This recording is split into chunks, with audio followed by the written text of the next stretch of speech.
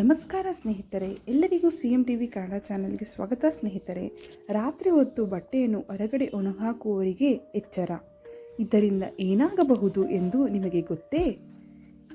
ನೀವು ರಾತ್ರಿ ಹೊತ್ತು ಬಟ್ಟೆಗಳನ್ನು ತೊಳೆಯುತ್ತಾ ಇದ್ದೀರಾ, ಬಟ್ಟೆಗಳನ್ನು ಒಣಗಿಸ್ತಾ ಇದ್ದೀರಾ. ಈ ರೀತಿ ಮಾಡುವುದರಿಂದ, ಆ ಬಟ್ಟೆಯನ್ನು ಧರಿಸುವುದರಿಂದ ಏನೆಲ್ಲ ನಡೆಯುವುದೆಂದು ಈ ವಿಡಿಯೋದಲ್ಲಿ ವಿವರಿಸಲಾಗಿದೆ.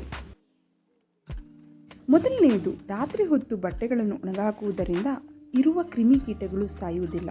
ಅವುಗಳನ್ನು ಧರಿಸುವುದರಿಂದ ಆ ಕ್ರಿಮಿಗಳು ಪ್ರವೇಶಿಸಿ ನಾನಾ ಕಾಯಿಲೆಗಳು ಕೊಡುತ್ತವೆ.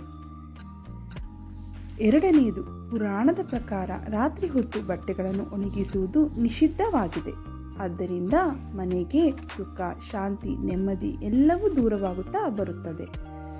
ಮೂರನೆಯದು, ರಾತ್ರಿ ಹೊತ್ತು ಋಣಾತ್ಮಕ ಶಕ್ತಿಗಳು ಹೆಚ್ಚಾಗಿರುವುದರಿಂದ ಶಾಸ್ತ್ರವು ಹೇಳುತ್ತದೆ ಈ ಸಮಯದಲ್ಲಿ ಬಟ್ಟೆಗಳನ್ನು ಒಣಗಾಕಬಾರದು.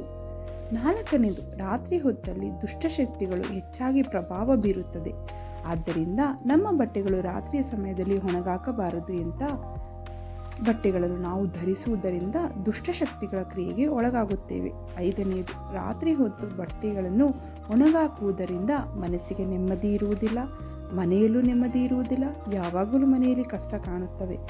ಆರನೆಯದು, ರಾತ್ರಿ ಹೊತ್ತು ಮಕ್ಕಳ ಬಟ್ಟೆ ಯಾವುದೇ ಕಾರಣಕ್ಕೆ ಆಗಲಿ ಆಚೆ ಹಾಕಲೇಬಾರದು. ಆ ಬಟ್ಟೆಯ ಮೇಲೆ ಹಕ್ಕಿಗಳು ನೆರಳು ಬೀರಬಾರದು. ಆದ್ದರಿಂದ ಯಾವಾಗಲೂ ಮಕ್ಕಳು ಹುಷಾರಿಲ್ಲದ ಹಾಗೆ ಆಗುತ್ತಾ ಇರುತ್ತಾರೆ. ನಮ್ಮ ವಿಡಿಯೋ ನೋಡಿದ್ದಕ್ಕೆ ತುಂಬ ಧನ್ಯವಾದಗಳು ಸ್ನೇಹಿತರೆ. ನೀವಿನ್ನು ನಮ್ಮ ಚಾನಲ್ನ ಸಬ್ಸ್ಕ್ರೈಬ್ ಮಾಡಿಲ್ಲವಾದರೆ ದಯವಿಟ್ಟು ಈಗಲೇ ನಮ್ಮ ಚಾನಲ್ನ ಸಬ್ಸ್ಕ್ರೈಬ್ ಮಾಡಿ. CM TV Kannada channel like ಮಾಡಿ, ಸಬ್ಸ್ಕ್ರೈಬ್ ಮಾಡಿ, ನಿಮ್ಮ ಸ್ನೇಹಿತರೊಂದಿಗೂ ಶೇರ್ ಮಾಡಿ. ಧನ್ಯವಾದಗಳು ಸ್ನೇಹಿತರೆ.